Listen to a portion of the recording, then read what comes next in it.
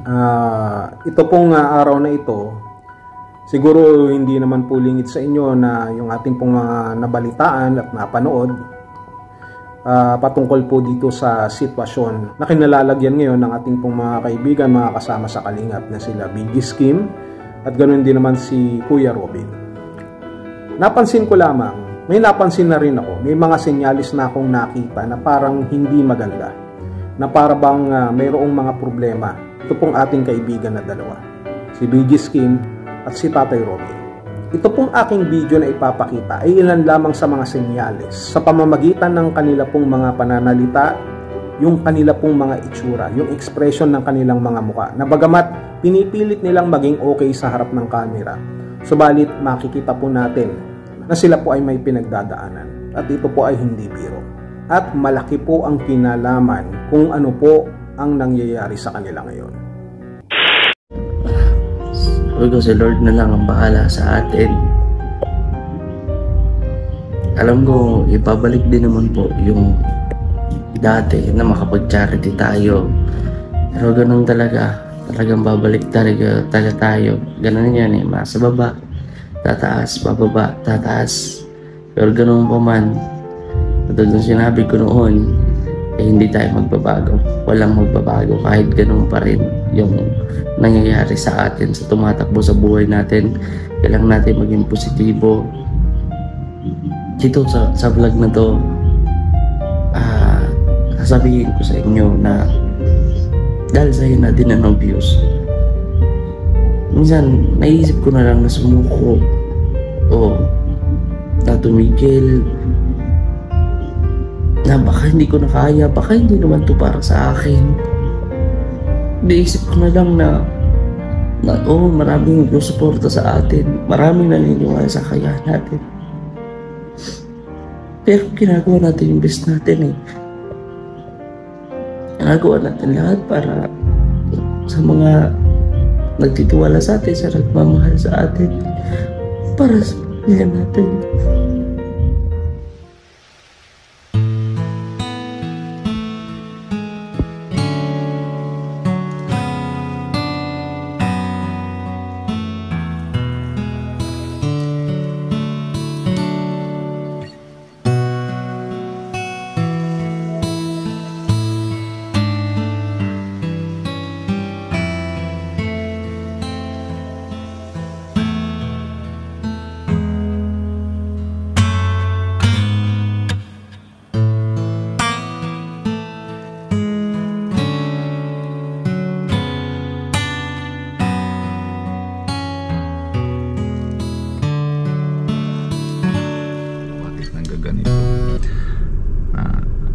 Pero hindi ko rin alam na alis pa lang ako dito sa bahay po, mga kalingap.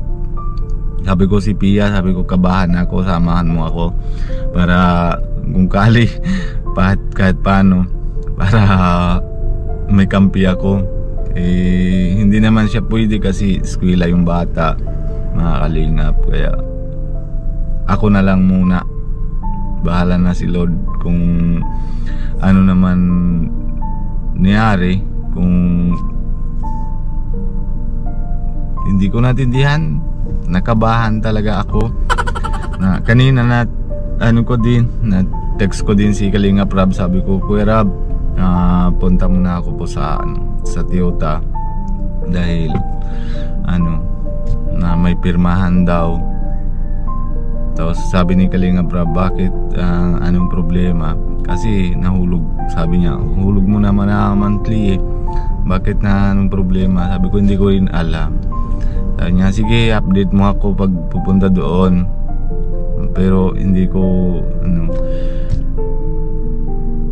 try natin kung ano pa mga kalingap na nangyari sa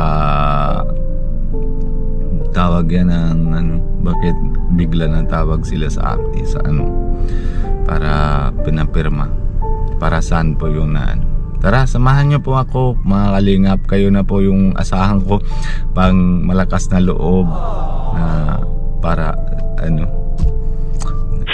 Si Tatay Robin, nang nakilala po ng Kalingap, alam po natin na may mga pinagdaanan na siya na problema sa buhay. nang siya po ay malugi sa kanyang negosyo ng milyon. Nawala sa kanya po ang lahat ng ito. Lahat ng kung ano man ang mayroon siya noon ay nawala sa kanya.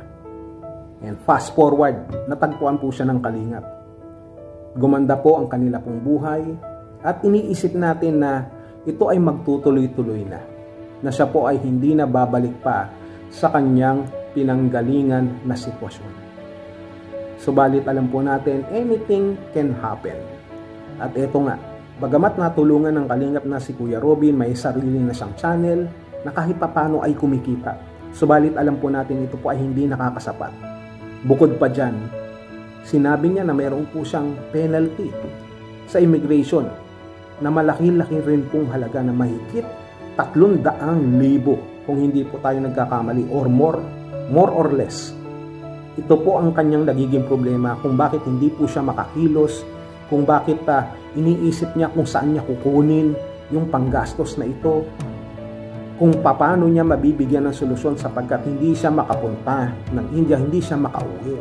Bagamat nakikipag-usap na sa kanya ang kanya pong ina dahil po sa kalagayan ng kanyang ama na ayaw niya rin naman siyempreng mawala. Nawala na sa kanya lahat Nawala na siya ng negosyo noon. Mawawala pa ba itong kanyang ama? Tapos sinabi niya rin na hindi niya na nauhulugan at nahila na yata yung kanyang sasakyan. Doon pa lang sa pinakita kong video sa inyo kanina, yung pag-aalala niya na mawala yung kanyang sasakyan. Lahat ng bagay na ito na pinagdaanan niya magmula sa kanyang negosyo, sa pagkawala ng kanyang sasakyan, at higit sa lahat sa kanyang mga iniisip na bayarin, na nawawala na siya ng kontrol sa kanyang buhay. At hindi niya mapapayagan na mawala pa sa kanya ang kanyang ama. At ang pinakamasakit dito, wala siyang magawa dun sa mga bagay na mawawala sa kanya. Yun ang pinakamasakit na mangyayari sa isang tao. Sa'yo o sa akin. Sa mga bagay na nawala sa atin na wala tayong magawa. Kaya kung tayo ay mahina-hina, talaga namang dadapuan ka talaga ng depression. Mawawalan ka ng ganang lumaban sa buhay. Yan ang nangyayari ngayon kila Tatay Robin. Madaling magsalita, madaling mag-advise, magpayo sa ating pong kapwa. Pero kapag ang isang bagay ay nangyari na po sa atin, mismo sa ating mga sarili, dito masusubok kung gaano po tayo katatag. Maaring malakas ka ngayon, subalit bukas, mahina ka na. Lalo na kapag sobrang bigat na, nagkapatong-patong na yung problema mo na sa tingin mo ay wala ng solusyon at wala kang magawa. Yan ang nangyayari kay Kuya Robin. Ngayon, pagdating dito kay BG Skim, kitang-kita na yung mga senyales ng kanyang mga problema. Nagsasalita na siya. Sinasabi niya kung ano ang kanyang problema. And it's only a matter of time na anytime may bibigay siya. At ito na nga nangyari na nga po ang hindi natin inaasahan. At mabuti na lamang nabuhay pa siya. Mabuti na lamang nadala siya sa ospital pagkatapos ng kanyang ginawang tangkang pagpapakamatay. Alam natin, gaya na rin ng kanyang kwento, ito po ay nangyari na sa kanya noon pa. Gaya ng sinabi ko, may mga tao talaga na hindi kinakaya yung mga ganitong klaseng sitwasyon. Problema sa pamilya, problema sa mga obligasyon na paulit-ulit na lamang. Lalo na kung wala kang mapagsabihan, wala kang maikwento. Kasi minsan iniisip nila kapag kasama mo sila, yung mga kasama mo na nakangiti ka lang, okay ka lang, o kamusta ka, okay lang ako. Pero hindi nila alam na sa likod ng mga ngiti na yan ay puro sakit at paghihirap, sama ng loob, problema ang kanilang mga hinaharap. Kaya dapat nagiging sensitive tayo sa mga kasama natin. Dapat nagiging mapagmasid tayo. Inaalam natin kung ano ang kanilang kalagayan. Kinakamusta natin. Kita nyo yung itsura ni BG Skim na mga oras na yun. Kita nyo, pati sa pagla-live, matutulog na lamang siya, naka-live pa siya, naka-online pa siya. Naka-live pa. Na para bang sinasabi niya na kahit sa pagtulog niya, sa pamamahinga niya, gusto niyang kasama niya tayo. Na nandiyan kayo. Sa mga ganitong pagkakataon, ano ang naging pagkukulang nila? Ano ang naging problema nila? Una, tigit sa lahat, bagamat alam natin na siguro kahit papano tumatawag sila sa Panginoon. Kahit papano nananalangin sila. Kagaya nga ni Kuya Robin na sinasabi niya, nandiyan lamang ang Bible niya, ang banal na salita ng Panginoon. na kahit papano na pinangahawakan niya. Pero ang tanong dito, gaano mo kayang patunayan ang pagtitiwala mo sa Panginoon sa mga oras na ikaw ay mahina, sa mga oras na hindi mo na kaya? Madaling sabihin pero mahirap gawin. Pero dahil sa biyaya ng Panginoon, na bukod sa ating pong mga kaibigan na handang makinig po sa atin, nandiyan dyan ang Panginoon. Huwag kang bibitaw sa Kanya, na sa mga oras ng ating pong kahinaan, ang Kanya pong kalakasan, ang ating pong magiging sandata.